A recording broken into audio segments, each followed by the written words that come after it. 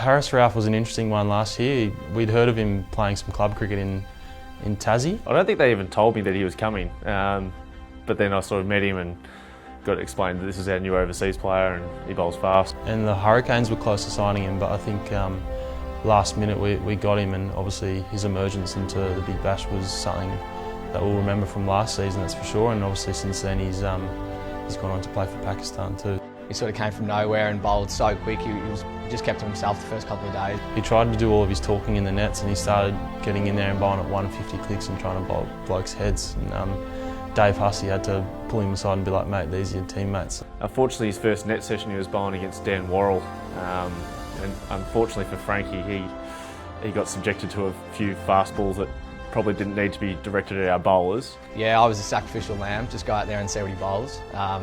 I think that actually scarred me for most of the season last year. I just didn't want to ever get in the nets again. I avoided him at all costs.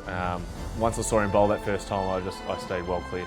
I would never face Harris Rauf in the nets. Absolutely no chance. Being captain of someone who's so highly skilled and talented, it can go both ways. Where sometimes he doesn't quite execute what you've told him to execute, and then he'll get a wicket with the ball that you tell him to execute the next ball, and he'll look at you and almost apologise. And he did that a few times.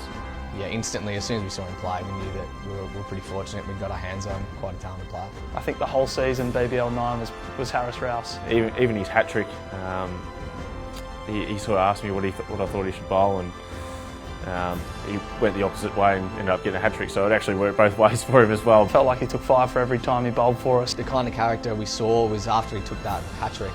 And he started celebrating. I think that's the true Harris Rauf. I think that was sort of when most of the group looked at each other and sort of thought we have something pretty special on our hands.